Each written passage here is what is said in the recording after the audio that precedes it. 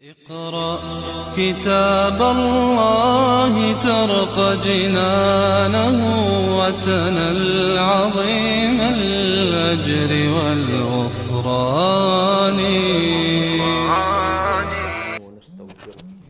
ونعوذ بالله من شرور أنفسنا ومن سيئات أعمالنا من يهده الله فلا مضل له ومن يضلل فلا هادي له أشهد أن لا إله إلا الله وحده لا شريك له وأشهد أن محمدا عبده ورسوله سبحانك لا علم لنا إلا ما علمتنا إنك أنت العليم الحكيم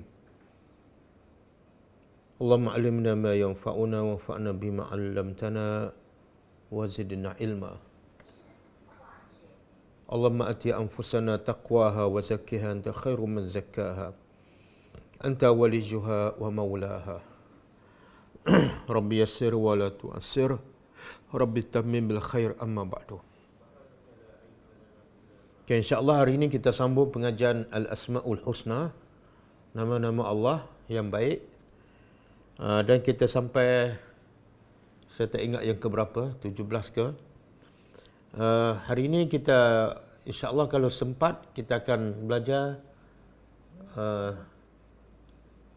tiga nama Allah, iaitu Al-Waris, Al-Zahir dan Al-Batin. Al-Waris ni sepatut kita belajar minggu lepas bersama dengan sifat Allah, nama Allah Al-Mu'min, tapi tidak sempat.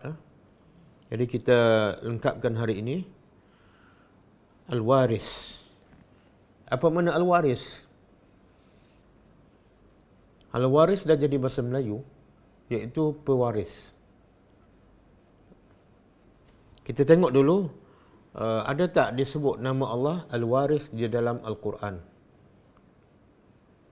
Apa yang kita belajar, mestilah sumber yang paling utama, yang paling asas ialah Al-Quran. Kemudian yang kedua, sunnah Nabi SAW. Kemudian baru ijma' dan qiyas. Okey,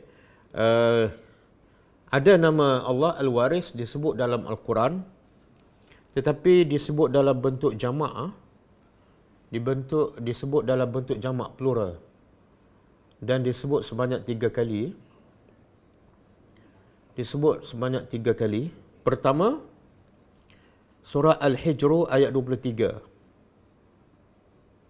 Surah Al-Hijr ayat 23. Boleh buka surah Al-Hijr ayat 23. Surah Al-Hijr ayat 23.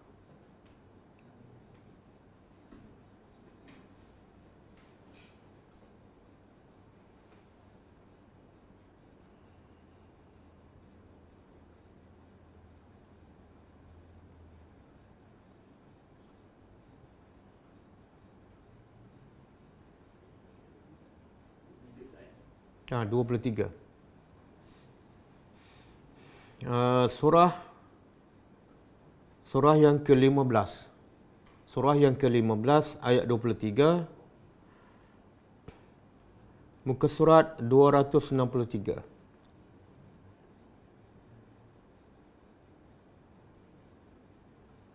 Allah kata, A'udzubillahi minasyaitonirrajim. Wa inna lanahnu nuhyi wa numitu wa nahnu al-warisun. Maksudnya, wa inna, dan sesungguhnya kami, lanahnu, pastilah kami sahaja. Berapa kali disebut kami? Pertama dalam kata inna, sesungguhnya kami. Kemudian lanahnu, bukan setakat disebut diulang kali kedua, tapi ada harfu taukid, lam. Lam makna pasti, nahnu kami. Dan sesungguhnya kami, pasti hanyalah kami, nuhyi. Dalam bahasa Arab bila disebut nahnu di tengah-tengah, dia tak perlu sebut pun. Sebab inna tu dah menunjukkan kami, kemudian nuhyi juga menunjukkan kami. Jadi nahnu tu sebenarnya tak perlu. Kalau bahasa Melayu tak perlu disebut dah. Berapa kali diulang nahnu kami kan? Sesungguhnya kami, pasti kami, kami hidup. 3 kali. Bahasa Melayu tak ada. Tapi dalam bahasa Arab disebut, ada sebab. Kalau wa inna, kemudian nuhyi dah cukup, tapi disebut lagi di tengah-tengah, la nahnu. Maknanya ialah dan sesungguhnya kami, pasti hanyalah kami. Kena ada hanyalah.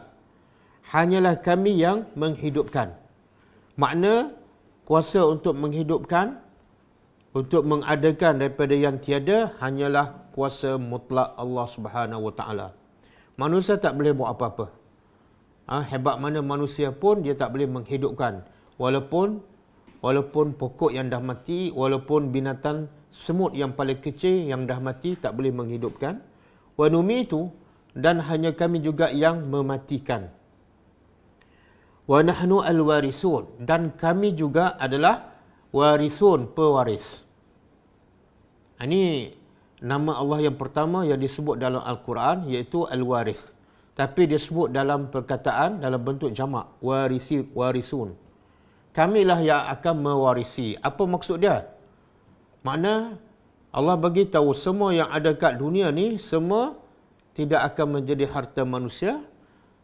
Bahkan semua akan diwarisi oleh Allah Subhanahu Wa Taala. Banyak mana harta manusia, tinggi mana kuasa manusia, akhirnya semuanya hancur dan akan diwarisi oleh Allah Subhanahu Wa Taala. Okey, itu yang ayat pertama. Ayat yang kedua. Ayat kedua dalam surah Al-Anbiya ayat 89. Surah Al-Anbiya ayat 89.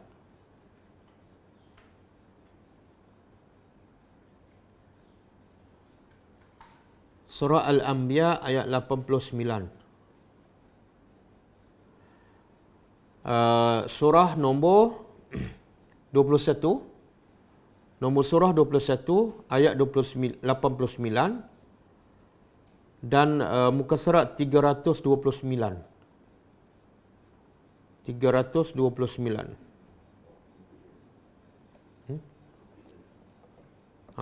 Okey.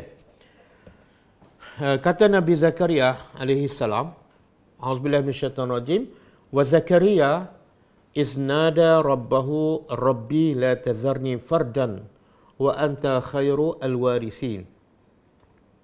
Kata Nabi Zakaria ketika ia nada, merayu, berdoa kepada Tuhannya, wahai Tuhanku, jangan engkau biarkan aku seorang diri, fardan seorang diri, dengan tidak meninggalkan zuriat, sedangkan engkau adalah sebaik-baik pewaris.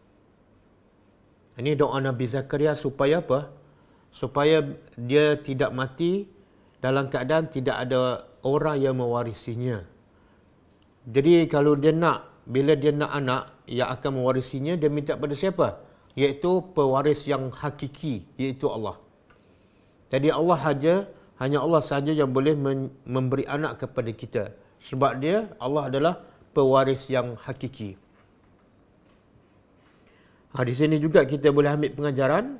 Nabi Zakaria ni, dia nak ada pewaris. Dia nak ada pewaris. Tapi berbeza dengan kebanyakan manusia. Kebanyakan manusia dia nak ada pewaris. Tapi pewaris tu akan mewarisi apa? Mewarisi harta dia, mewarisi nama dia, mewarisi kedudukan dia. Itu makna ada kepentingan duniawi. Tapi Nabi Zakaria dan juga semua para Nabi, bila mereka minta anak, mereka nak anak-anak mereka, zuriat mereka mewarisi. Tapi mewarisi apa?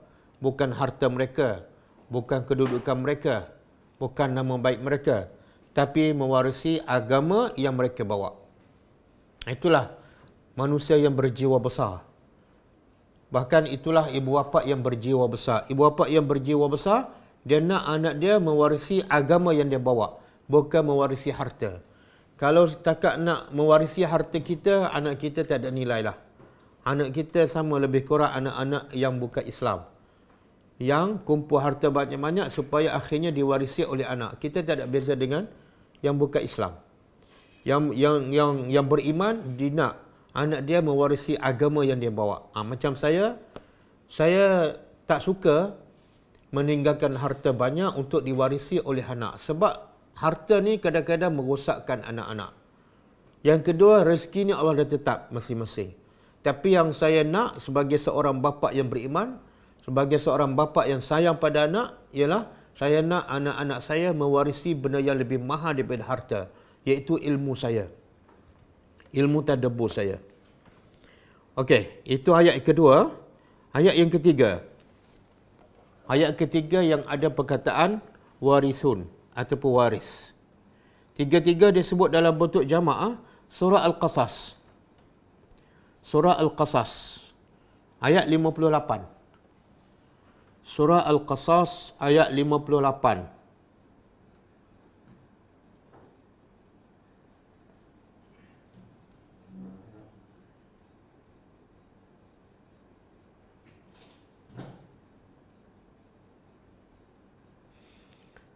Surah Al-Qasas ayat 58. Muka surat 385.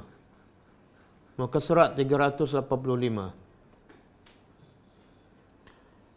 A'udzubillahi minasyaitonir rajim. Allah berkata, "Wa nuridu an namunna 'alal ladzina wa nuridu an namunna 'alal ladzina istud'ifu fil ard wa naj'alahum a'immatan wa naj'alahumul warisun." Wa naj'alahumul warisin.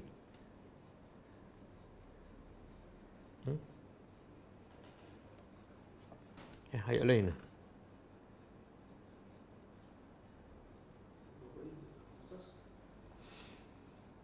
Ayat 58, sorry. Ayat 58.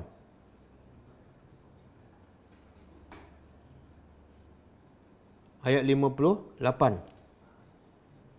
Surah Al-Qasas ayat 58, sorry.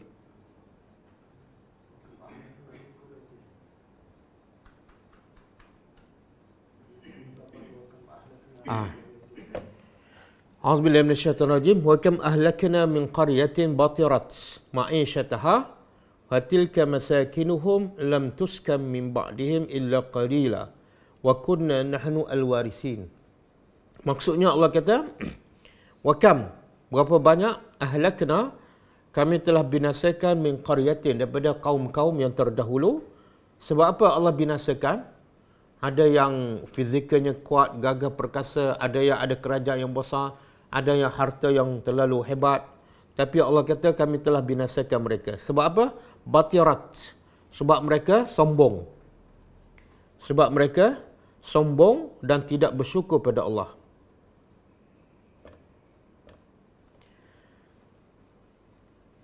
Kemudian Allah kata, fatilka masakinuhum, demikianlah rumah-rumah kediaman mereka, lam tuskam min ba'dihim, kosong, hancur, tidak ada lagi orang yang tinggal di situ selepas mereka. Illa qalila, kecuali sedikit sahaja. Kemudian Allah kata, wa kunna nahnu al-warisin, dan adalah kami yang sebenar-benarnya yang mewarisi. Jadi nama Allah ialah di hujung ayat, nahnu al-warisin. Pengajaran daripada ayat ini, Allah nak beritahu mana-mana yang ada kuasa, yang ada kekuatan, yang ada pembangunan yang hebat, tapi bila mereka sombong, Allah hancurkan. Sebab apa? Sebab akhirnya semua itu akan menjadi milik Allah. Allah juga yang akan mewarisinya. Jadi bukti cukup jelas bahawa manusia tidak ada pemilikan secara mutlak. Kalau manusia memiliki rumah ke, tanah ke, kereta ke, harta ke, itu pemilikan tidak secara mutlak. Iaitu Allah boleh tarik bila-bila masa, sama ada harta yang hancur dahulu ataupun mereka yang mati awal. Okey. Itu antara ayat-ayat yang ada nama Allah Al-Waris. Disebut 3 kali, ya. Satu dalam surah Al-Hijr ayat 23, yang kedua surah Al-Anbiya ayat 89, yang ketiga surah Al-Qasas ayat 58.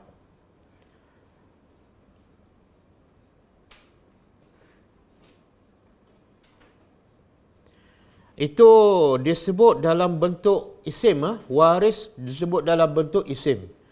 Tapi ada juga nama Allah disebut sekali tapi dalam bentuk fi'il, perbuatan. Beza isim ni kata nama, fi'lun kata perbuatan. Pewaris itu kata nama, tapi kalau saya mewarisi, itu kata perbuatan. Ada disebut sekali nama Allah yang bermakna mewarisi tapi disebut dalam bentuk fi'il, iaitu fi'il mudhari'. Dalam surah Maryam ayat 40. Dalam surah Maryam ayat 40.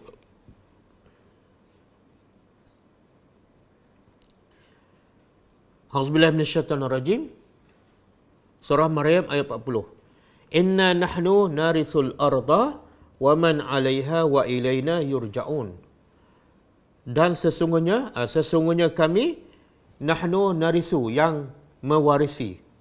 Sesungguhnya kami hanya kami sahaja narisu, mewarisi al-arda, bumi. Bumi, Allah bukan mewarisi tanah 10 hektar, 1000 hektar, 1 juta hektar, tak. Bumi semua tu adalah pewarisnya ialah Allah. Dan waman 'alaiha, orang yang di atas muka bumi semua ni, makhluk di atas muka bumi, pewarisnya yang mutlak ialah juga Allah Subhanahu Wa Taala. Jadi tak ada satu pun yang memiliki apa-apa, melainkan semua dimiliki oleh Allah Subhanahu Wa Taala. Dan bukan setakat Allah mewarisi bumi dan semua makhluk di atas muka bumi, tapi Allah beritahu wa ilaina yurja'un. Bahkan semua tu kembali kepada kami. Semua tu makhluk di atas muka bumi kembali kepada Allah Subhanahu Wa Taala. Surah Maryam ayat 40. Buktinya apa ni? Bukti surah Maryam ayat 40 iaitu Allah kata semua akan hancur, semua akan mati dan Allah akan mewarisi semua sekali. Buktinya Allah sebut dalam surah Ar-Rahman ayat 26 dan 27. Surah Ar-Rahman ayat 26 dan 27. Surah Ar-Rahman ayat 26 dan 27. Ini bukti ya. Semua yang di atas muka bumi ini akan hancur dan Allah akan mewarisinya. Ialah Surah Ar-Rahman ayat 26 dan 27. A'udzubillahi minasyaitonirrajim. Kullu man 'alaiha fanin. Surah Ar-Rahman ni surah ke berapa? Surah 55. Ayat 26 dan 27. Allah kata apa? Kullu man 'alaiha fanin. Semua yang di atas muka bumi fanin. Apa makna fanin? Fanin makna fana, binasa. Dan jadi bahasa Melayu, fana itu sebenarnya bahasa Arab. Fana bahasa Arab. Dunia yang fana. Dunia bahasa Arab. Fana bahasa Arab. Bahasa Melayu yang je. Dunia yang fana. Jadi fanin daripada perkataan fana. Jadi Allah kata semua di atas muka bumi fanin, binasa. Habis yang kekal apa? Wa yabqa wajhu rabbika dzul jalali wal ikram. Dan yang kekal ialah wajhu rabbika, wajah Tuhan engkau yang dzul jalali wal ikram, yang mempunyai kebesaran dan kemuliaan. Wajah di sini maksud ialah zat Allah. Kenapa Allah sebut wajah? Sebab ini bukan takwil lah, ini bahasa Arab. Bahasa Arab ni bila disebut muka tu, bila disebut muka ada ayat-ayat tertentu, bila disebut muka maksudnya ialah satu badan ataupun satu zat. Sebagaimana Allah kata fawalli wajhaka syatral masjidil haram. Hadapkan wajah engkau ke arah Masjidil Haram. Sebenarnya yang menghadap ke arah Masjidil Haram ataupun ke arah kiblat bukan wajah kita tapi dada. Yang wajib menghadap ke arah kiblat ialah dada kita, bukan wajah. Tapi Allah guna perkataan wajah. Kita pun sebut dalam doa iftitah kan, wajjahtu wajhiya lillazina. Aku hadapkan wajahku ke arah Tuhan. Fataras samawati wal ard. Jadi bila sebut wajah ada dalam tengok konteks ayat. Ada kadang-kadang dalam bahasa Arab sebut wajah maksudnya ialah satu badan. Wajjahtu wajhiya lillazi fataras samawati wal ard. Aku halalkan wajahku ke arah Tuhan yang mencipta segalanya. Sedangkan kita masa solat bukan halalkan wajah saja, tapi yang paling penting halalkan dada kita, hati kita ke arah Allah. Tapi digunakan wajah sebab wajah adalah anggota badan yang paling mulia. Bila wajah kita menghadap pada kiblat, pada Allah, bermakna satu badan kita menghadap kepada kiblat dan kepada Allah Subhanahu Wa Taala. Okey. Habis Sekarang poin yang kedua, tadi poin yang pertama ialah ayat-ayat yang ada menyebut nama Allah di dalam Quran dan juga hadis. Hadis memang tidak ada. Tidak ada hadis yang menyebut nama Allah Al-Waris. Sekarang poin kedua, iaitu apa makna Al-Waris? Apa makna Al-Waris dari segi bahasa? Qala Zajjaj. Kata Zajjaj, Al-Waris ialah kullu baqin ba'da zahibin fahuwa warisun. Kullu baqin, setiap yang kekal setelah hilang, setelah perginya sesuatu, maka yang kekal tu dipanggil waris. Contoh, bila bapa dah pergi zahibun, jadi yang kekal siapa? Anak. Jadi anak tu dipanggil waris. Kata Zajjaji, Al-Waris ialah ismul fa'il min warasa yarisu fahuwa waris. Waris ni dari segi bahasa ialah daripada perkataan ismul fa'il, iaitu isim yang menunjukkan pembuat ataupun pelaku ataupun orang. Okey? Jadi jelas makna waris dari segi bahasa. Apa yang ditinggalkan oleh seseorang yang telah pergi. Okey, makna waris dari segi hak Allah. Dari segi hak Allah, apa makna waris?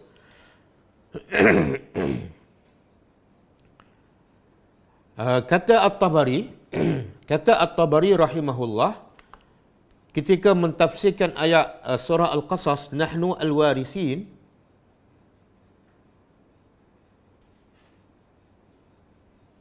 surah Al-Qasas iaitu nahnu al-warisin, kami adalah pewaris, kata Allah dalam surah Al-Qasas. Jadi Imam At-Tabari rahimahullah dalam mentafsirkan ayat ini berkata, iaitu maksudnya ialah wa nahnu narisul arda wa man 'alaiha bi an numita jami'ahum fala yabqa hayyun siwana iza jaa zalikal ajal. Jadi maksud nahnu warisin ialah kami, iaitu Allah nak bagi tahu kami akan mewarisi bumi ini dan semua apa yang ada di atas muka bumi. Dengan cara apa? Macam mana Allah nak wariskan bumi dan semua yang ada di atas muka bumi? Iaitu dengan Allah berkata, kami matikan mereka semua sekali. Maka tidak ada yang kekal, melainkan siwana, melainkan kami. Yang kekal hanya kami, iaitu Allah Subhanahu Wa Taala. Bila tu? Bila sampai ajalnya. Jadi bila Allah kata kami yang mewarisi dan kami mewarisi bumi dan orang yang ada atas muka bumi ialah, iaitu dengan cara Allah mematikan semua sekali. Allah matikan semua makhluk di atas muka bumi.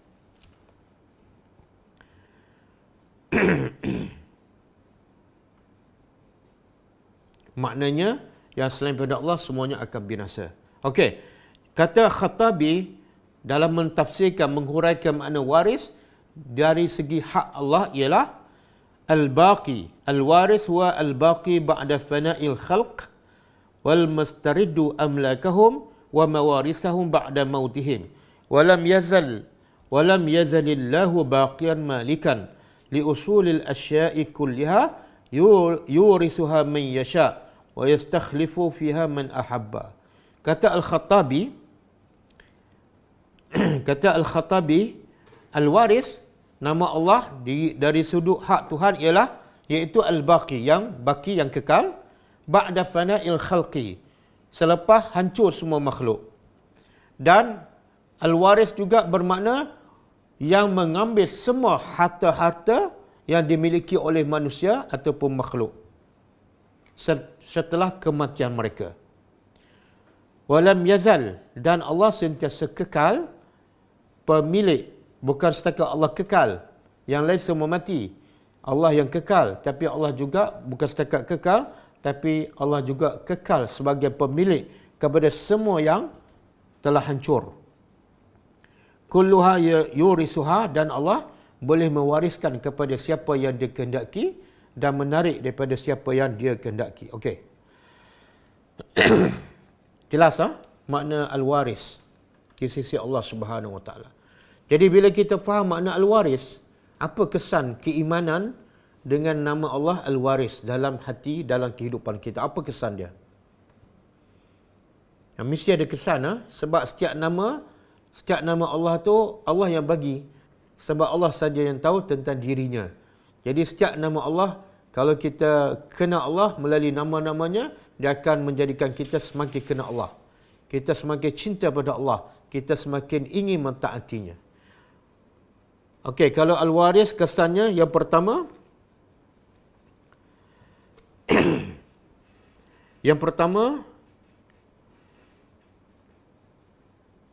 as-sa'yu, kata penulis buku ni, as-sa'yu fi hadhihi dunya litaqarrub ila Allah wa jannatihi bil ilmi nafi' wal amali salih. Wa zalika lil fawzi bil jannati allati la yurisuha Allah illa al muttaqin. Kesan pertama ialah kita yang beriman dengan nama Allah Al-Waris, iaitu yang maksud dia apa tadi? Semua yang ada ke atas muka bumi, pewarisnya hanya Allah saja. Maka kita akan sentiasa berusaha untuk dekat pada Allah. Sebab kalau semua ni akan diwarisi oleh Allah, maka kalau kita orang cerdik, kalau kita orang berakal, kita hanya akan dekat daripada Allah saja. Sebab semua akhirnya akan jadi milik mutlak Allah Subhanahu Wa Taala.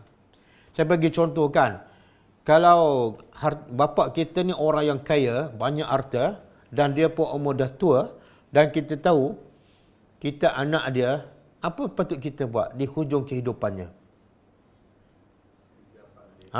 Kita akan lagi rapat dengan dia, lagi buat baik pada dia kan? Mungkin kita berpura-pura, tapi kita dengan Allah tak boleh berpura-pura. Sebab Allah tahu zahir dan batin. Jadi kesan pertama, bila kita tahu Allah pewaris segala-galanya, termasuklah syurga, maka kita akan semakin beriman kepada Allah, semakin beramal soleh, semakin nak dekat dengan Allah Subhanahu Wa Taala. Untuk apa? Bukan untuk dapat dunia. Sebab dunia ni pewarisnya Allah, tapi dunia akhirnya hancur. Dunia ni Allah pewaris, tapi akhirnya Allah hancurkan dunia tu. Sebab apa? Sebab dunia sebagai tempat ujian. Dan Allah akan bagi satu tempat sebagai balasan kepada mereka yang berjaya dalam ujian di dunia yang Allah telah hancurkan. Dan balasannya jauh lebih baik daripada dunia. Khairun wa abqa. Lebih baik dan lebih kekal. Jadi kalau kita yakin dengan nama Allah Al-Waris, Allah pewaris dunia, dan Allah akan sediakan untuk kita pula mewarisi syurga, maka kita akan buat sebanyak-banyaknya amal soleh, dan kita akan buat seikhlas-ikhlasnya. Sebab apa? Kita nak syurga yang Allah akan wariskan kepada kita akhirnya. Sebagaimana Allah sebut dalam surah Maryam. Boleh buka surah Maryam ayat 63.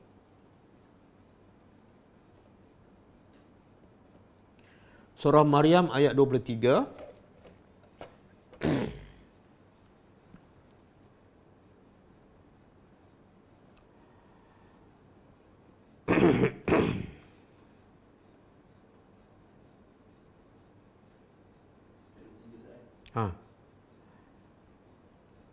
Muka surat 306.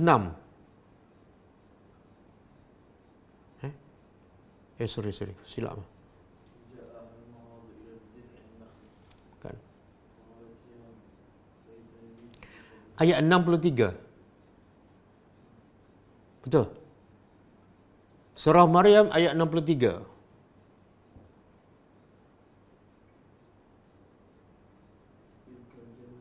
Ya.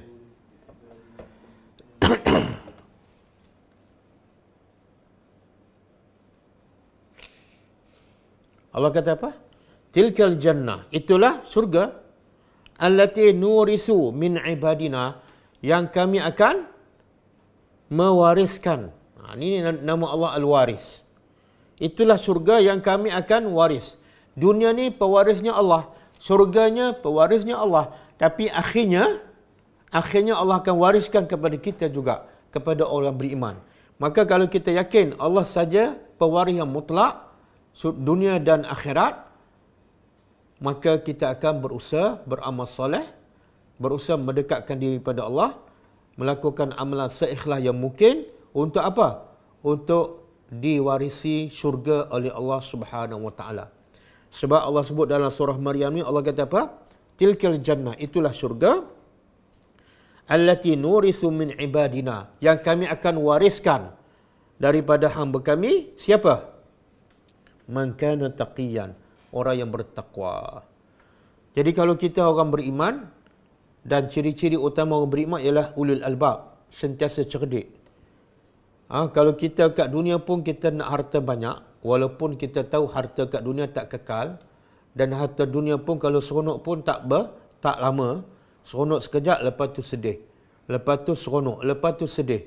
Itu pun kita banyak habiskan masa. Maka yang kat syurga ni, ya Allah nak sediakan, dia seronok masrura sampai bila-bila. Tidak ada sedih, tidak ada penat, tak payah bekerja dah. Maka kalau kita orang beriman, kita kena banyak bagi masa, banyak bagi tenaga kita, banyak bagi wang ringgit kita untuk mendapat syurga yang akan diwariskan oleh Allah kepada siapa? Kepada orang yang bertakwa sahaja. Tengok kesan pertama tu. Siapa yang buat amal soleh sambil lewa, cincai je, lambat-lambat, makna dia tak percaya kepada sifat Allah ataupun nama Allah Al-Warith. Dia tak percaya bahawa Allah akan bagi syurga pada dia. Bahkan apatah lagi dia melewatkan solat, buat solat cincai, buat ibadat pun cincai. Sebab apa? Leka dengan dunia. Sedangkan Allah kata dunia ni semua Allah akan hancurkan.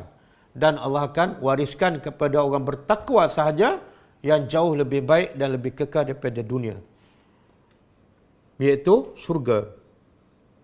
Dan boleh tengok juga surah Al-Mu'minun. Surah Al-Mu'minun. Surah Al-Mu'minun. Surah Al-Mu'minun surah 23 ayat 10. Surah 23 ayat 10. Muka surat 342. Muka surat 342.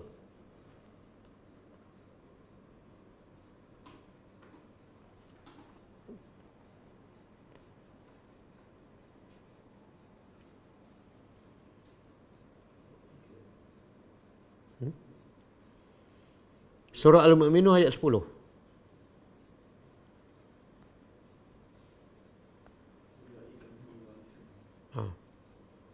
Jumpa? Mungkin orang akan bertanya, apa bentuk amal soleh? Apa bentuk ciri-ciri orang bertakwa yang sepatut kita lakukan demi untuk mewarisi syurga? Yang syurga ni pemiliknya Allah, pewarisnya Allah. Tapi akhirnya Allah akan wariskan syurga itu, Allah akan faraidkan syurga itu kepada orang beriman, orang bertakwa. Jadi apa ciri-ciri orang bertakwa yang layak untuk mendapat syurga yang akan diwarisi oleh Allah? Surah Al-Mu'minun. Daripada ayat 1 lagi, saya sebut secara ringkas. Qad aflahal mu'minun, telah berjayalah orang-orang beriman. Jadi asas pertama untuk mewarisi syurga Allah, jadilah orang beriman. Yang kedua, ciri-ciri orang beriman pula, yang kedua, yang paling jelas, apa dia? Allazina hum fi salatihim khasyi'un. Salat yang khusyuk. Walaupun jaraknya 1 meter. Yang kedua, salat yang khusyuk. Kalau salat tapi tak khusyuk, dia tak layak mewarisi syurga. Yang ketiga, kesan daripada salat khusyuk, kesan yang ketiga apa dia? Mesti mengelakkan daripada perbuatan sia-sia. Dosa dan memang ada tinggal dah. Orang yang solat khusyuk pasti tak akan buat dosa. Kalau buat dosa, dia terus bertaubat. Sebab apa? Sebab tujuan solat yang paling utama, innas salata tanha anil fahsya'i wal munkar. Tujuan utama solat mencegah kemungkaran. Jadi orang yang solat khusyuk, dosa dia tak buat dah. Kalau buat, terus dia bertaubat. Bahkan bukan setakat dia tak buat dosa, tapi benda yang lara pun dia menjauhkannya. Benda lara ni apa dah? Benda yang sia-sia, kadang-kadang bukan haram pun. Persembah kosong, buang masa kan, termenung. Orang beriman tak buat benda tu. Ini ciri-ciri bakal pewaris syurga. Yang keempat, wallazina hum lizzakati fa'ilun. Orang ni suka keluarkan zakat. Zakat di sini kata ulama bukan yang wajib saja, suka bersedekah. Yang keenam, 1, 2, 3, 4. Yang kelima. Yang kelima ialah wallazina hum li furujihim hafizun. Yang menjaga kemaluan. Ni lagi susah kan? Dua ni susah ni. Yang mengelak daripada perbuatan lara tu apa dah? Biasanya lidah lah kan? Bercakap benda tak ada faedah. Tapi yang kelima, jaga nafsu. Yang bawah. Yang Nabi kata apa? Kalau kamu jamin dua perkara ni, aku jamin kamu syurga. Apa dia? Lidah dan kemaluan. Jadi benda yang paling suka dijaga ialah satu lidah, yang kedua kemaluan ataupun nafsu. Yang keenam, dia jaga nafsu dia kecuali kepada isteri dia ataupun hamba sahayanya. Kemudian yang keenam, wallazina hum li'amanatihim wa ahdihim ra'un. Dia menepati janji. Janji dia dengan Allah dia tepat, janji dia dengan manusia dia tepat, janji dia dengan suami, dengan anak, dengan kawan-kawan, semua dia tepat. Sebab itulah sifat utama Nabi ialah Al-Amin. Bahkan malaikat Jibril pun dinamakan Ruhul Amin. Jadi amanah. Yang ketujuh, wallazina hum ala salawatihim yuhafizun. Dia jaga solat. Apa beza solat khusyuk ayat nombor 2 dengan dia jaga solat ayat yang ke-9? Apa beza? Dua-dua solat.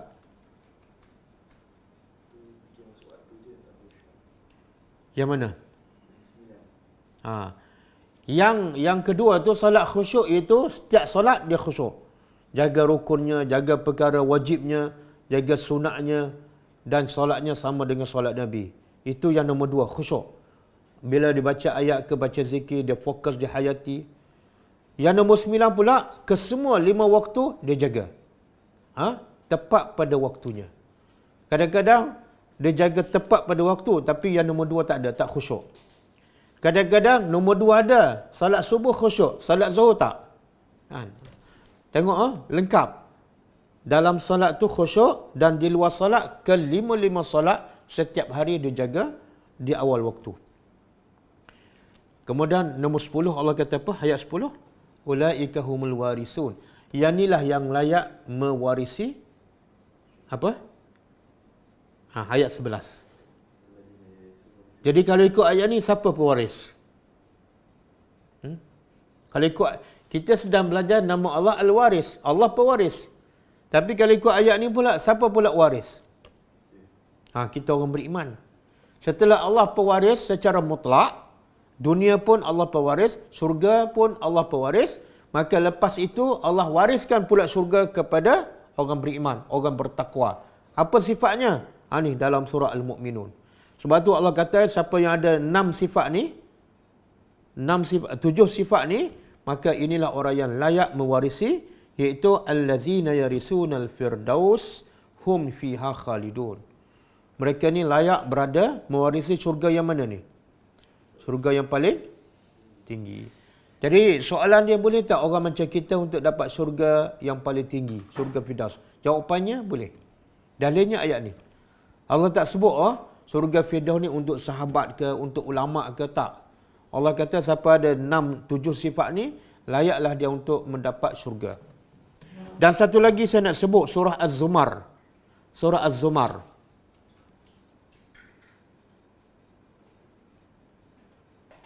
Surah Az-Zumar ayat 74.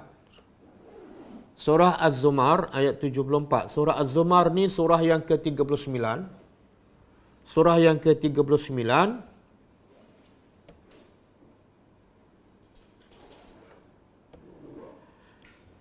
Muka surat 466. Muka surat 466.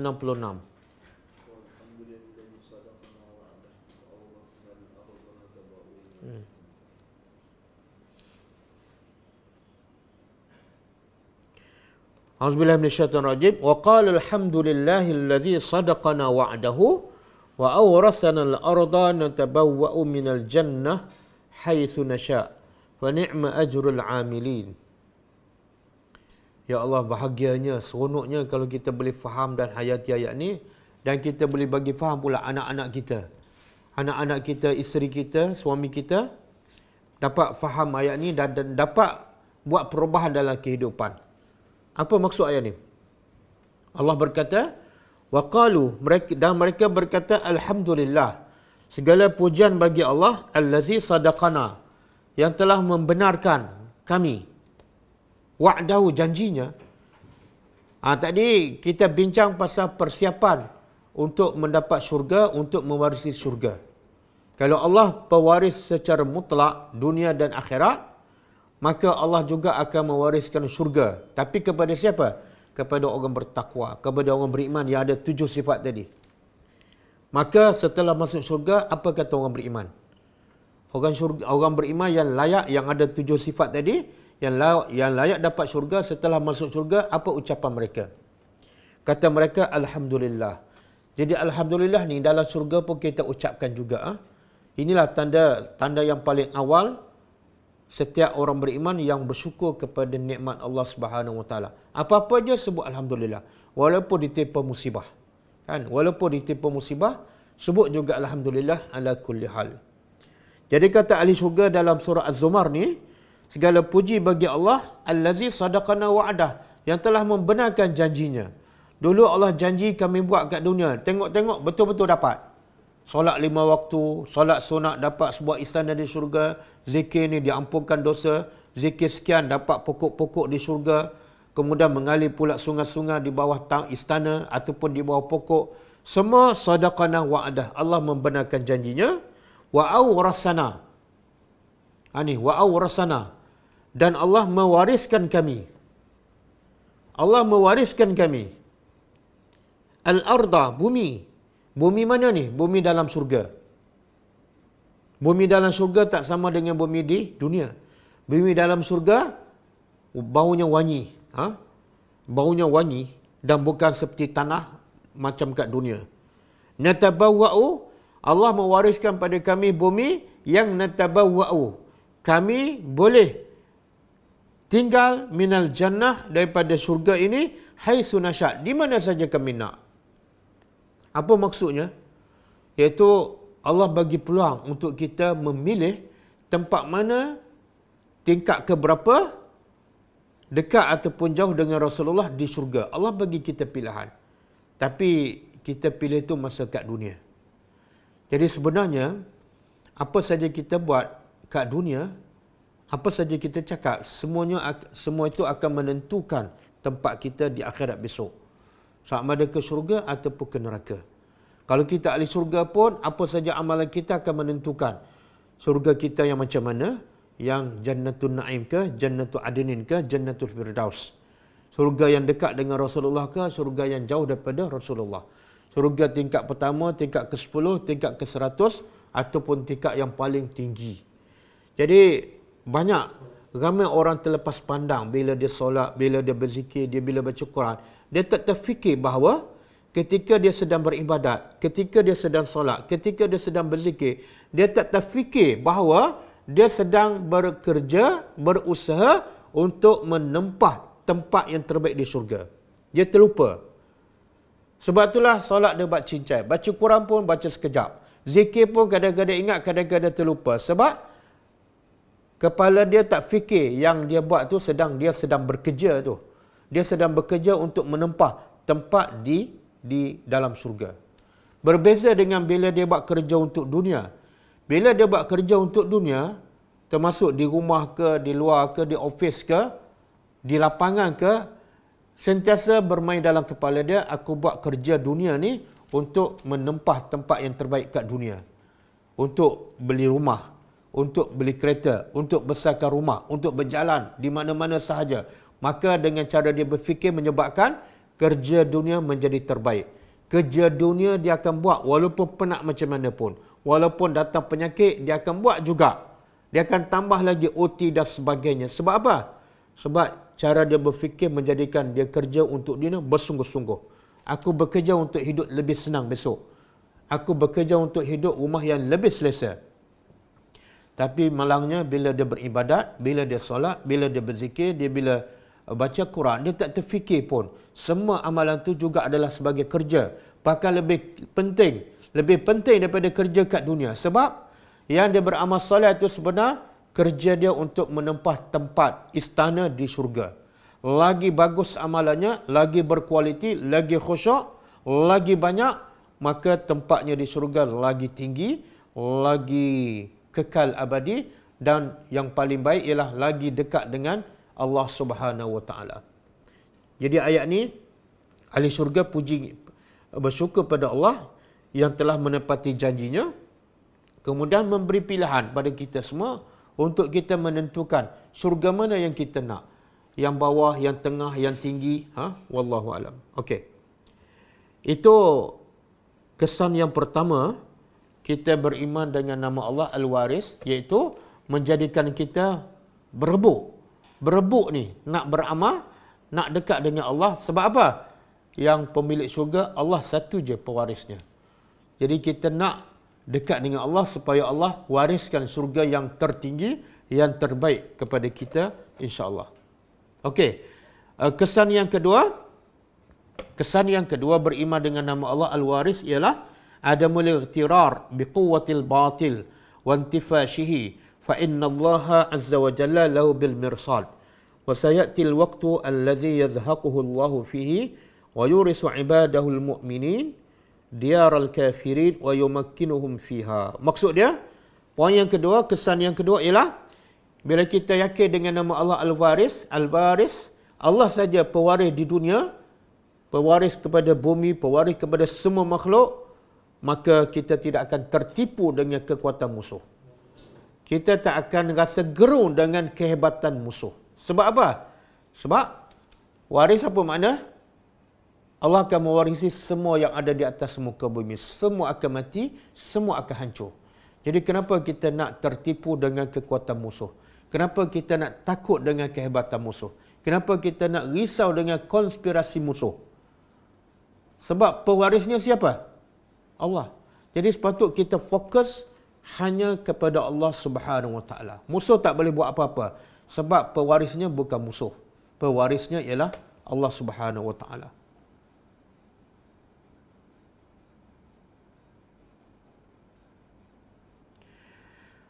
Boleh buka surah Al-A'raf ayat 128.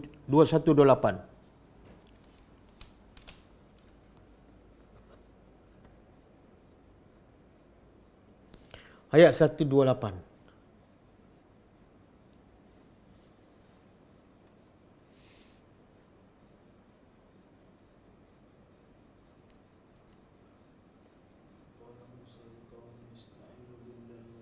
Okey. Surah Al-A'raf surah yang ke-7 kan?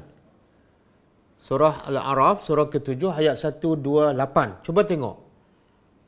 Poin yang kedua apa tadi? Iaitu kita tak akan tertipu dengan kekuatan musuh. Kita tak akan rasa kehebatan musuh. Kita tak gerun dengan perancangan jahat musuh. Sebab semua itu akan hancur dan Allah akan mewarisi semuanya. Dalilnya ialah antaranya ayat surah Al-A'raf ayat 128. A'udzubillahi minasyaitonirrajim. Qala Musa liqaumihi ista'inu billahi wasbiru.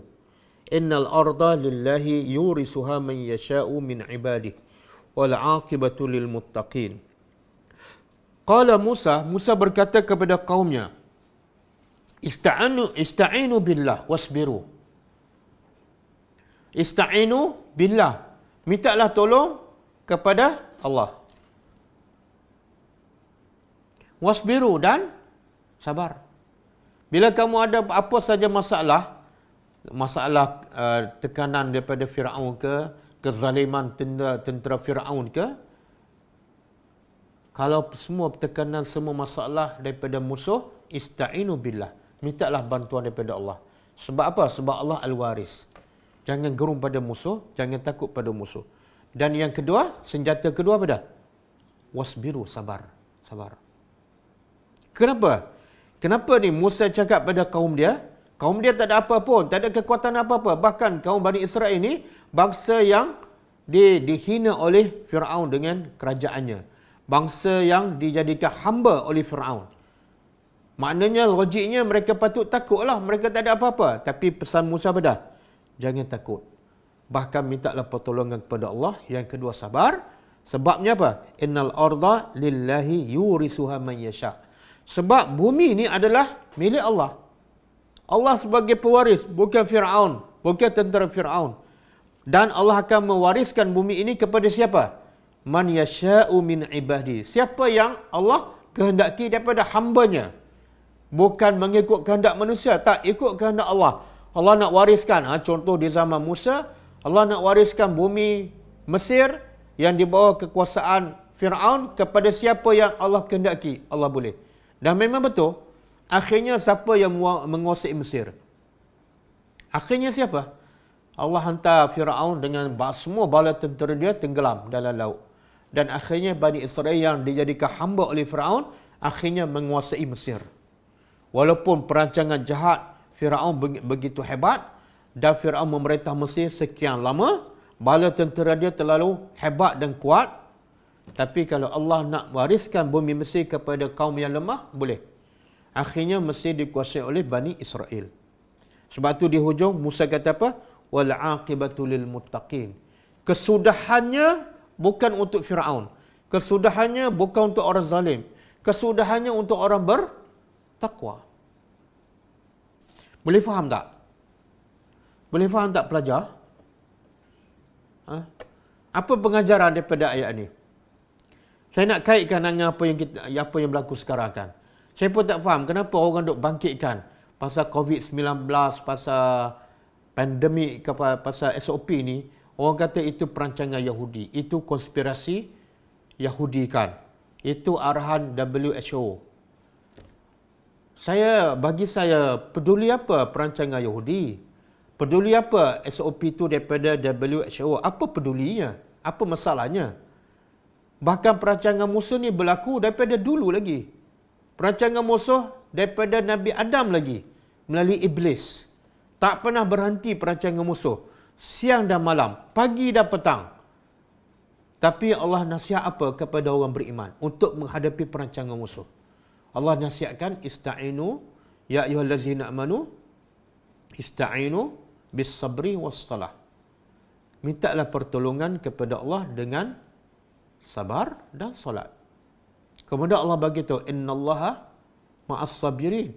Allah akan bersama orang yang sabar. Jadi kamu kena pastikan kamu ni orang sabar tak? Kamu ni orang beriman ke tak? Kalau kamu tak beriman, kalau kamu tak sabar, musuh tak rancang pun kamu ada masalah. Tapi kalau kamu orang beriman, kalau kamu orang yang sabar, perancangan musuh hebat macam mana pun, jangan takut. Sebab apa? Innallaha ma'as sabirin. Allah bersama orang yang sabar. Dan kata Musa pada wal aqibatu lil muttaqin. Kesudahan untuk orang yang bertakwa. Kalau kamu bertakwa, perancangan musuh jahat macam mana pun, musuh akan kalah. Sebab Allah kata kesudahan akan dimenangi oleh orang bertakwa. Jadi saya pun tak faham kenapa kelang kabut pasal perancangan musuh. Tapi kelang kabutlah berapa ramai orang Islam tak bertakwa. Kelang kabutlah berapa ramai orang Islam tak solat. Kelang kabutlah berapa ramai orang Islam tak sabar dengan ujian. Bila kita pun tak bertakwa, kita pun tak sabar dengan ujian. Jadi, musuh tak rancang pun tak ada masalah sebab kita memang dah kalah. Musuh tak akan mengalahkan kita kalau kita sabar, kalau kita bertakwa kepada Allah Subhanahu Wa Taala. Okey, buka satu lagi ayat.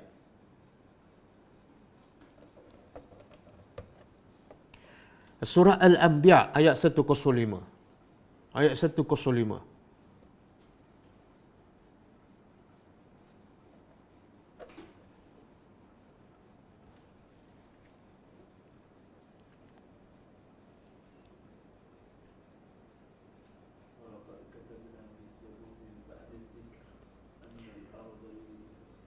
Okey.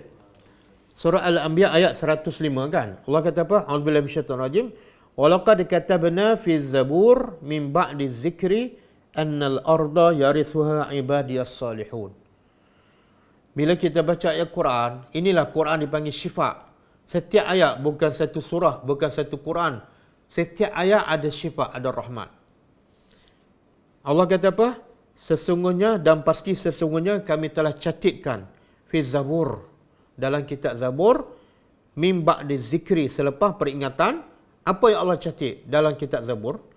Annal arda, sesungguhnya bumi ini, yarithuha ibadiyas salihun, akan diwarisi oleh hambanya yang soleh. Apa maksud ayat ni? Apa maksud ayat ni? Pelajar-pelajar. Pelajar boleh jawab tak? Apa maksud ayat ni? Cuba faham, cuba hayati. Allah kata, kami telah catat dalam kitab-kitab dahulu bahawa bumi ni Allah akan wariskan kepada siapa? Orang yang soleh. Ingat, kita sedang poin yang kedua. Apa poin kedua ni? Kesan beriman dengan nama Allah Al-Waris. Apa poin yang kedua? Iaitu jangan tertipu dengan kekuatan musuh. Jangan rasa gerung kepada musuh. Contohnya ayat ni. Allah kata apa? Bumi ni akan diwarisi oleh orang yang soleh. Makna apa tu? Ini janji siapa ni? Janji Allah. Janji Allah pasti benar. Tak mungkin tidak benar. Okey, sekarang soalan. Soalan sekarang, kalau Allah kata bumi ni Allah akan wariskan kepada orang yang soleh. Sekarang ada tak orang soleh yang memerintah di dunia ni? Ada tak orang soleh yang memerintah di dunia? Kalau ada, negara mana? Bumi mana? Sekarang? Jawapannya tak adalah. Okey, tak ada. Okey, kalau tak ada, adakah janji Allah tak betul? Ataupun di mana silapnya? Allah kata bumi ini akan diwarisi, akan dikuasai oleh, akan dipimpin oleh orang yang soleh. Tapi sekarang tak ada pun orang soleh yang memimpin, yang menguasai dunia. Oh, Nur Aini. Ada. Di mana tu? Negara mana? Negara mana yang dikuasai oleh orang yang soleh? Turki. Itu pada persepsi kita lah. Tapi ada orang kata Turki pun ada masalah juga.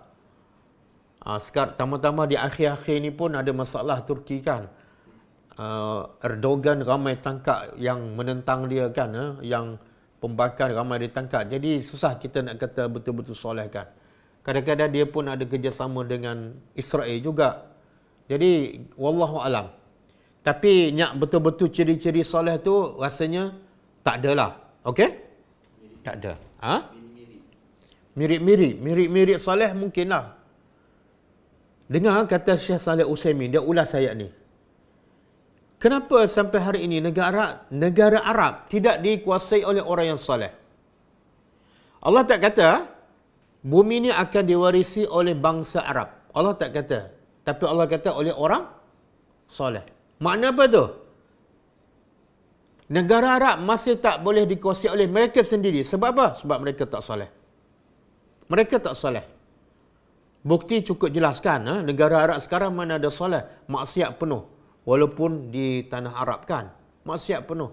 Bahkan ada negara Arab mula buat kerjasama dengan tak soleh. Jadi orang Arab sendiri pun bergaduh sama sendiri. Itu juga bukti mereka tak soleh. Sebab itulah sehingga sekarang dunia di mana-mana pun tidak ada orang yang soleh menguasai. Sebab mereka belum layak. Okey? Brunei? Brunei pergilah, tengoklah. Saya dah pergi Brunei. Cuba tengok. Tak nak cakap lah. Tak cakap. Okey. Jadi di sini juga ayat ni menunjukkan apa? Apa kaitan dengan poin yang kedua? Iaitu jangan takut pada musuh. Jangan takut pada musuh. Tiba-tiba Allah kata apa? Bumi Allah akan kuasai kepada orang yang soleh. Makna apa tu? Kamu tak menang bukan sebab musuh kuat. Tapi sebab kamu tak soleh. Saya ulang. Kamu tak menang bukan sebab musuh kuat. Bukan sebab konspirasi mereka. Tapi sebab kamu tak soleh. Jadi jangan fokus pada konspirasi musuh. Fokus pada umat Islam. Garapkan lagi usaha supaya umat Islam menjadi soleh. Walaupun ramai di luar sana 85% tak solat. Macam mana kita nak menang? Kita nak fokus konspirasi musuh. Yang orang Islam sendiri tak soleh, tak bertakwa. Macam mana kita nak menang? Sebab itulah sahabat Nabi pun kalah dalam peperangan Uhud. Sahabat Nabi ni pun kalah dalam peperangan Uhud. Sebab apa? Tak soleh. Mereka langgar perintah Allah. Walaupun satu perintah saja. Allah bagi kalah. Jadi mereka kalah bukan sebab konspirasi musuh. Sebab sahabat tak betul-betul soleh. Walaupun melanggar satu perintah. Begitu juga dalam peperangan Hunain. Dalam peperangan Hunain, sahabat dan Nabi kalah. Sebab apa? Sebab mereka ketika itu tak betul-betul soleh. Mereka rasa apa? A'jabatkum kasratukum. Mereka rasa, ni yang masa peperangan Badar langgar perintah. Yang dalam peperangan Uhud, riak. Kami rasa kami lebih ramai, kami akan menang. Sebab peperangan Badar kami kecil, menang. Yang ni kami lagi ramai, lagi besar, mudah nak menang. Kalah. Sebab tak cukup soleh. Apa dia? Riak. Rasa kagum dengan bilangan ramai. Subhanallah, benda simple aja. Jadi saya pun tak faham. Kenapa kita nak fokus pada konspirasi musuh yang dah berlaku sejak sekian lama. Sedangkan Allah kata, kalau kita soleh, Allah akan wariskan bumi ini kepada orang-orang yang beriman kepada Allah Subhanahu Wa Taala. Okey.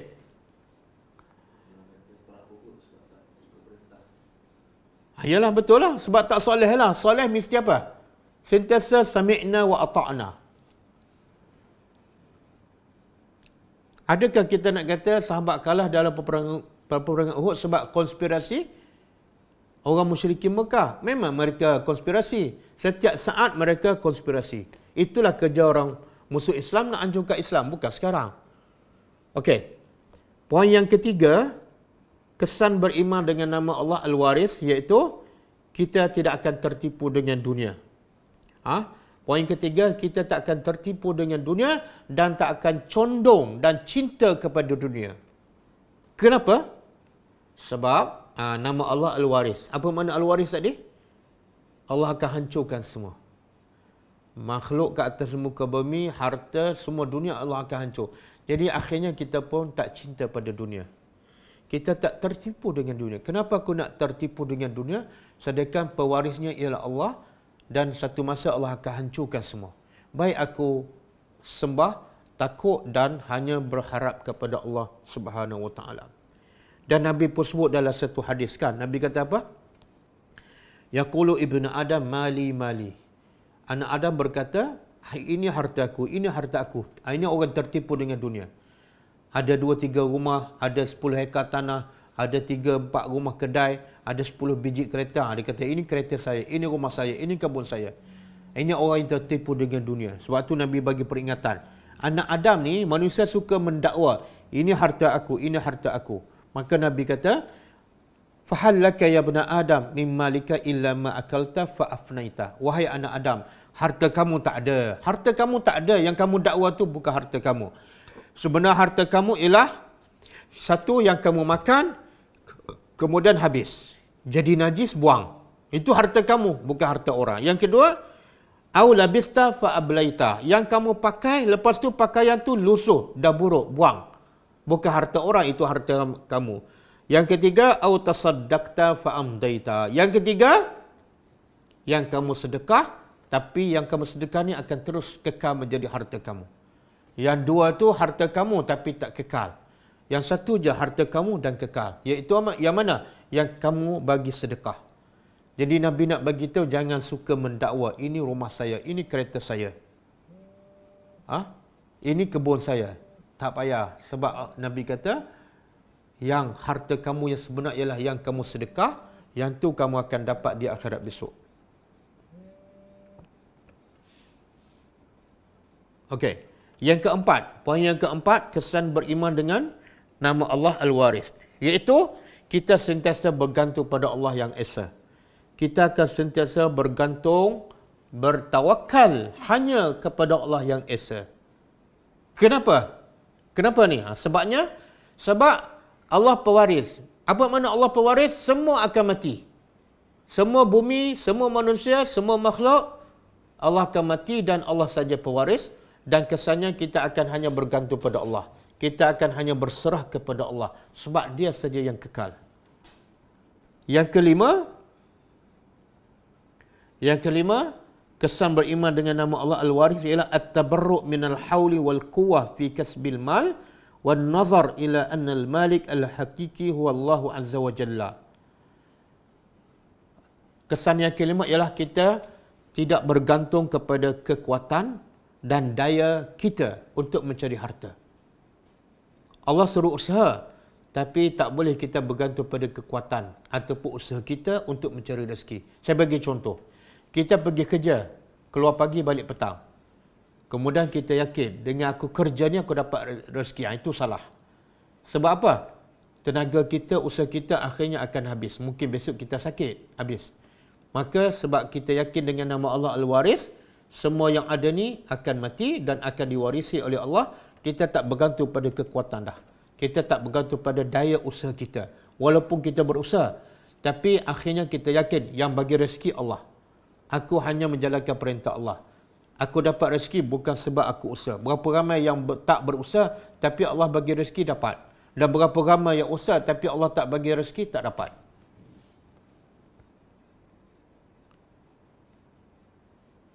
Dan yang keenam, yang terakhir, orang yang beriman dengan nama Allah Al-Waris, dia akan menjadi pemurah. Dia akan suka bersedekah.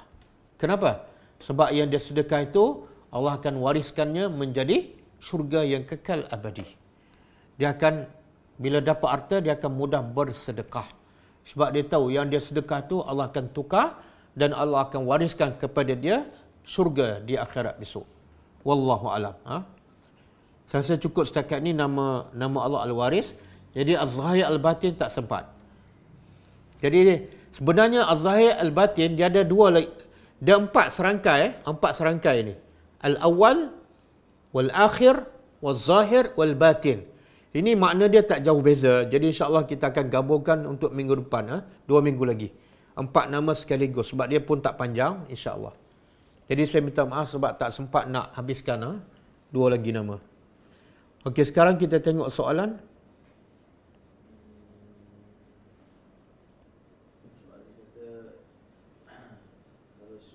semua soalan corona boleh tidak ke? Atau tukar soalan? Corona bilang kita akan makin soleh. Macam mana? Kalau semua soleh, corona boleh hilang ke?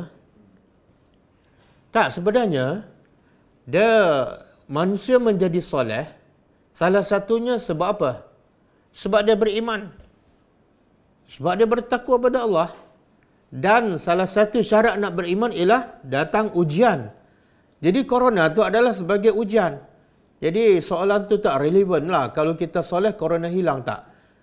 Kadang-kadang Nabi Ayub menjadi soleh sebab apa? Sebab penyakit tu lagi penyakit tu besar dan lagi penyakit tu lama, lagi menjadikan Nabi Ayub soleh. Sebab apa? Dengan sebab penyakit itu dia semakin sabar. Dia semakin redha kepada Allah. Dan dengan sebab penyakit, dia menjadi soleh. Semakin soleh. Jadi kadang-kadang kita jadi soleh, bila-bila masa boleh jadi soleh. Corona ada pun kita boleh jadi soleh. Corona hilang pun kita boleh jadi soleh. Dan mungkin lepas corona hilang, Allah akan bagi ujian yang lagi besar. Tapi kalau kita soleh, kita akan soleh selama-lamanya insya-Allah. Wallahu a'lam.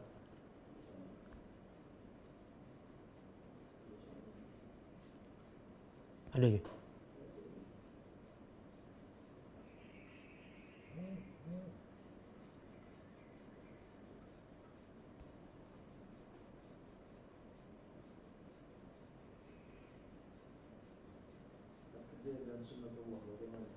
Corona ni boleh jadi asbab orang semakin soleh. Betul. Ummu Adam, betul. Corona ni boleh jadi sebab orang tu semakin soleh. Mana? Takdir dan dia takdir ni apa yang Allah telah tetapkan. Apa yang Allah tetapkan, ada takdir dua lah. Satu, takdir yang kita tak ada pilihan. Dia panggil takdir mubram. Takdir yang kita tak ada pilihan. Contoh sakit. Kita tak ada pilihan. Sebab itulah takdir yang tak ada pilihan ni kita tak berdosa. Allah takdirkan kita lelaki. Tak berdosa kita jadi lelaki. Jadi jangan menyesal. Allah takdirkan kita jadi bangsa Melayu. Kita tak berdosa bila kita jadi bangsa Melayu. Allah takdirkan kita mata kita sepekkan. Tak berdosa sebab itu takdir yang kita tak ada pilihan. Yang kedua, takdir Allah yang kita ada pilihan. Seperti undang-undang syariat agama, kita ada pilihan. Nak buat boleh, tak buat pun tak apa. Itu kita berdosa. Jadi takdir apa yang Allah ditetapkan. Kemudian sunnatullah, ketetapan Allah. Ketetapan Allah ni macam peraturan lah, peraturan. Kalau buat macam ni, jadi macam ni. Kalau kamu beriman, jadi sunnatullah pada kamu hidup tenang. Walaupun kadang-kadang duit tak banyak. Kalau kamu kufur pada Allah, hidup kamu gelisah. Hidup kamu tak tenang. Kalau kamu menentang Allah, akhirnya Allah akan binasa. Itu sunnatullah, peraturan Allah yang tak akan berubah. Kadang-kadang kita tengok orang tu miskin, tapi muka dia senyum je. Jiwa dia tenang je. dan dalam keadaan miskin dia boleh jaga solat 5 waktu berjamaah di masjid. Itu sunnatullah pada. Kalau dia beriman kepada Allah, dia redha walaupun dia miskin, maka tak menghalang untuk dia jadi bahagia. Sebab syarat nak bahagia beriman, bukan duit banyak. Wallahu alam.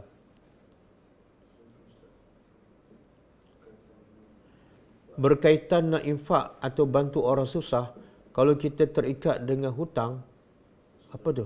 Personal loan. Okey, kalau hutang beli rumah ataupun beli kereta, masa tu kita boleh bersedekah. Sebab hutang tu adalah ada masa-masa tertentu dan ada jaminan untuk dibayar. Tak ada masalah. Tak ada masalah kita masih ada hutang rumah, hutang kereta, kita nak sedekah pada orang miskin, tak ada masalah. Sebab hutang rumah, hutang tu adalah hutang yang telah ditetapkan masa tertentu untuk dibayar. Wallahu alam.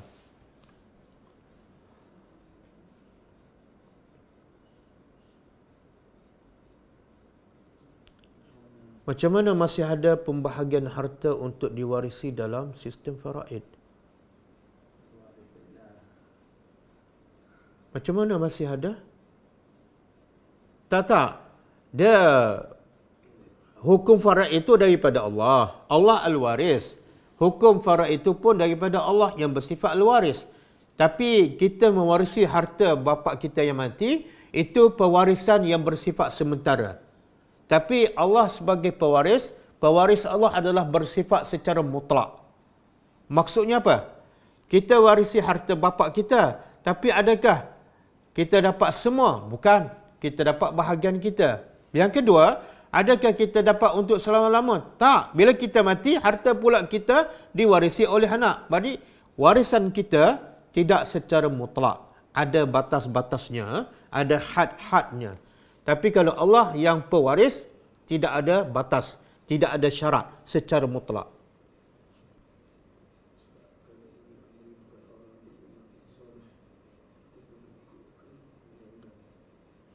Kalau oleh amri bukan orang beriman dan soleh, kita perlu ikut ke undang-undang mereka selagi mana tidak bercanggah dengan, ya, kena ikut. Selagi mana tidak bercanggah dengan Quran dan hadis, apatah lagi undang-undang itu dibuat untuk maslahat manusia. Kena ikut. Bila tak boleh ikut? Bila Nabi kata, sebagaimana Nabi kata, la ta'ata li makhluqin fi ma'siyatil khaliq. Tidak ada ketaatan kepada makhluk dalam perkara derhaka ataupun buat maksiat kepada Allah Subhanahu wa taala. Bolehkah? Boleh terang apa makna infak? Contoh, kalau orang bagi dia untuk mereka, untuk masak, untuk kita masak, dah bagi makan pada anak yatim, untuk anak-anak pondok, dikira infak. Ya, infak ni sama ada kita bagi duit terus pada anak yatim, kepada orang miskin, tapi anak yatim ni kena tengok. Anak yatim sebab tu dia tak layak dapat zakat. Anak yatim tak layak dapat zakat. Yang layak dapat zakat orang miskin. Sebab anak yatim ni kadang-kadang anak orang kaya. Jadi nak infak pada anak yatim kena tengok siapa mereka, siapa mak bapak mereka kan, macam mana kehidupan mereka. Jadi kalau betul-betul miskin, kita pun bagi bukan sebab dia anak yatim, tapi sebab dia miskin. Okey. Jadi sama ada kita pergi terus bagi pada anak yatim yang miskin tu, kita masak hantar terus, ataupun orang infak dan minta kita masakkan. Jadi kita tak tahulah, kita ambil upah kan. Jadi bukan kita yang infak, orang lain yang infak. Kecuali kita masak secara percuma tanpa ambil upah, kita juga dapat saham infak kepada anak yatim yang miskin. Wallahu alam. Dah. Ada lagi? Bagaimana hendak doa dengan tawassul dengan nama Allah? Tawassul dengan nama-nama Allah ketika berdoa, guna nama Allah yang sesuai dengan permintaan ataupun hajat kita. Kalau kita minta rezeki, guna nama Allah Ar-Razzaq. Contoh, Ya Razzaq urzuqna. Ya Razzaq urzuqna rizqan tayyiba. Wahai Tuhan pemberi rezeki, berilah rezeki pada kami rezeki yang baik. Kalau kita minta rahmat Allah, guna nama Allah yang sesuai dengan rahmat. Apa dia? Ya Rahman, Ya Rahim, irhamna. Irhamna. Kalau kita nak minta apa lagi? Nak minta ampun, guna nama Allah Ya Ghaffar. Ya Ghaffar ighfir lana zunubana. Begitulah seterusnya. Kita rajin solat sunat, bangun malam, baca Al-Quran, beri makan pada orang miskin, bagi zakat. Tapi ibadah kita tidak ikut sunnah Nabi dan sahabat. Banyak buat bid'ah. Di mana kedudukan kita di dalam surga? Adakah surga itu layak menjadi pewaris kita? Nabi sebut dalam satu hadis sahih, man ahdasa fi amrina laisa alaihi amruna fahuwa raddun. Siapa yang buat benda yang baru yang bukan daripada kami dalam bab agama, bukan dalam bab dunia. Kena bezakan, bid'ah ni ialah dalam bab agama je. Dalam urusan dunia, Nabi sebut kepada orang Madinah, antum a'lamu bi umuri dunyakum. Urusan dunia kamu lebih tahu. Kamu nak tanam macam mana, nak buat rumah 3 segi ke, nak buat kereta terbang ke, silakan. Itu urusan dunia. Tapi dalam bab agama, man ahdasa fi amrina ma laysa minhu fahuwa raddun. Siapa yang buat urusan baru dalam bab agama yang bukan daripada kami, dia tertolak. Jadi kalau buat amalan yang bukan daripada Nabi, kalau ikut hadis Nabi, tertolak. Bila tertolak, tak ada apalah. Sama ada ke syurga ataupun ke neraka, itu wallahu alam. Cuma saya nak terangkan hukum, bukan nak menghukum. Beza terangkan hukum dengan menghukum. Saya tak kata itu bid'ah. Cuma saya terangkan hukum yang Nabi cakap. Nabi kata apa? Mana-mana amalan yang bukan daripada kami, dia tertolak. Jadi sebaik-baik kalau kita orang beriman dan kita cintakan Allah, ikut amalan Nabi. Sebab Allah bagi syaratkan, kalau kamu betul cinta Allah, ikut Nabi, ikut Nabi. Ikut Nabi ni bukan main-main. Tanda cinta Allah. Ikut Nabi tanda cinta Allah. Ikut Nabi dapat cinta Allah. Bukan main-main. Tapi tak ada dalil, ikut Tok Guru dapat cinta Allah. Ikut ulama, diampunkan dosa. Tak ada dalil. Yang ada dalil, ikut Nabi dapat cinta Allah. Ikut Nabi dapat keampunan Allah. Surah Ali Imran ayat 31. Jadi, kalau kita orang beriman, kalau kita orang berakal waras, bila nak beribadat, pastikan ibadat kita sama dengan Nabi supaya kita pergi di akhirat besok, amalan kita diterima dan menjadi pahala. Wallahu alam. Untuk bayar fidyah boleh diberi kepada fakir miskin. Macam mana nak tahu orang itu cukup syarat fakir miskin? Tak, kita tengoklah orang fakir miskin ni orang tak cukup makan. Kadang-kadang rumah pun menumpang, rumah pun menyewa, kadang-kadang sewa pun tak dapat bayar. Dia ulama bagi definisi lah, orang fakir miskin ni perbelanjaan hidup dia lebih banyak daripada pendapatan dia. Katalah dia pendapatan dia 500, tapi dia perlu bayar sewa rumah 400. Kemudian nak makan apa semua mungkin 200. Tak cukup. Itu miskin lah tu. Miskin lah tu. Dan juga miskin juga dipanggil, kalau fakir sangat tu, fakir lebih teruk daripada miskin. Kais pagi, makan pagi. Pendapatan tetap tak ada. Kais petang, makan petang. Macam kita pergi ziarah satu keluarga tu, ada jual, pendapatan dia jual cakwe, satu hari dapat RM30. Daripada pukul 8 pagi sampai pukul 6 petang. RM30. Itu miskin lah tu. Wallahu a'lam. Isteri sibuk nak sedekah buat perigi. So dalam masa yang sama, keluarga pun tak cukup untuk menampung perbelanjaan harian. Mana yang lebih afdal? Tak, Nabi, kalau kita nak sedekah ke, nak infak ke, ikutlah arahan Al-Quran. Jangan ikut arahan nafsu ataupun ikut arahan manusia. Manusia nak kutip derma untuk perigi, kita pun tak. Quran kata apa? Sedekah yang paling utama ialah kepada lil walidaini, mak bapak kita kalau mereka miskin. Kemudian walizil qurba, kaum kerabat kita yang kedua, yang miskin. Bahkan kalau kita bagi duit kita kepada anak kita, pada suami kita, maka itu adalah infak yang terbaik. Infak yang terbaik. Kita jangan kita ingat yang kita bagi makan pada anak, yang bagi makan pada isteri, itu habis sia-sia. Tak. Selain pada tanggungjawab kita bagi nafkah, kita juga akan dapat pahala sedekah. Jadi 2 in 1. Setiap kali kita bagi makan anak, beli pakaian, kita dapat pahala sedekah. Jadi utamakan yang di rumah lebih daripada yang di luar. Dah di rumah dah cukup dan lengkap apa semua, bagilah pada kaum keluarga kita pula. Sepupu ke, pakcik ke. Kalau dah semua okey, pergilah yang jauh.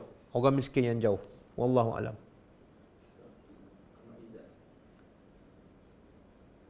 Ahmad Izzat. Betulkah Nabi bila wafat tak tinggalkan satu pun harta untuk pewarisnya? Bercanggah dengan amalan kita dan nasihat orang yang menyuruh kita menyimpan banyak-banyak untuk ditinggalkan kepada waris. Apabila kita tak, Nabi ada tinggal perisai satu, itu pun duduk kat tangan Yahudi. Kemudian kalau tak silap ada keldai. Nabi ada tinggal tapi terlalu sedikit lah, bukan makna tak tinggal langsung. Tapi yang paling penting Nabi Muhammad dan semua para Nabi, mereka mewariskan benda yang lebih mahal daripada harta. Mereka kata apa? Kami para Nabi tidak mewarisi dinar dan dirham, tapi kami mewarisi ilmu. Kami mewarisi ilmu. Itu tak bercanggah dengan amalan masyarakat kita yang suka juga menyimpan supaya dapat diwarisi oleh anak. Sebab Nabi juga suruh sahabat simpan.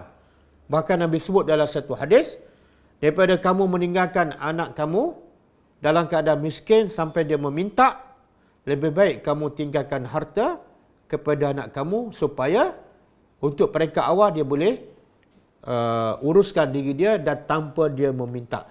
Sebenarnya itu pun adalah pesanan Nabi SAW. Jadi tidak ada percanggahan.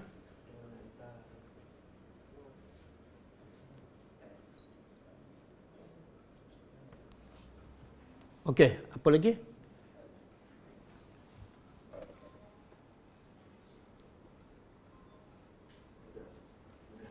Habis dah? Okey, cukup ah. Kelas kita akan datang ialah besok pukul 10.30 insya-Allah. Kita tutup dengan membaca tasbih kafarah. Subhanakallahumma wa bihamdika asyhadu an la ilaha illa anta astaghfiruka wa atubu ilaik. Assalamualaikum warahmatullahi wabarakatuh. كتاب الله ترقى جنانه وتنل عظيم الأجر والغفران